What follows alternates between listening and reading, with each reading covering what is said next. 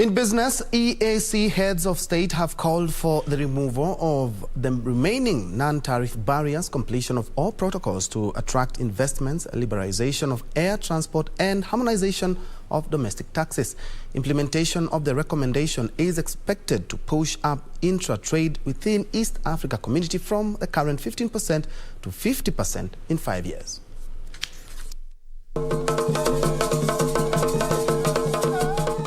The 22nd Ordinary EAC Heads of State Summit kicked off Thursday, with the heads of state, the private sector and policymakers taking stock of the progress made over the last 11 years since the coming into force of the common market. They discussed challenges faced and the interventions required for full realization of the benefits of the common market.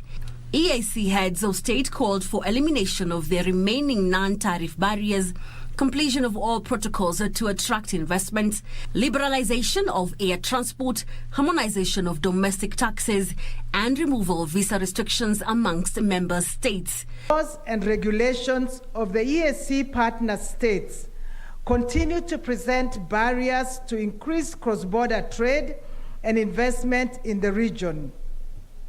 In goods, for instance, the partner states have deviated from their commitments through applications of tariff equivalent measures, resulting to an increase in non-tariff barriers. They noted that development of interlinked infrastructure within the EAC would fast-track regional integration and grow trade from the current 15% to 50% in 5 years.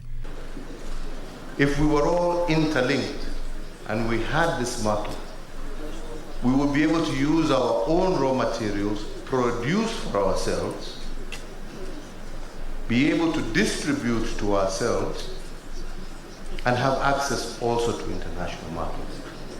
But because we are not interlinked, because we are not a common market, because we operate separately, which is what some people want us to be, we remain markets.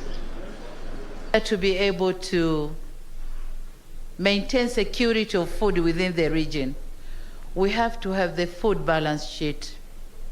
We have to know exactly where produces, what is produced in what area, which country produces what type of crop, which country lacks what type of crops.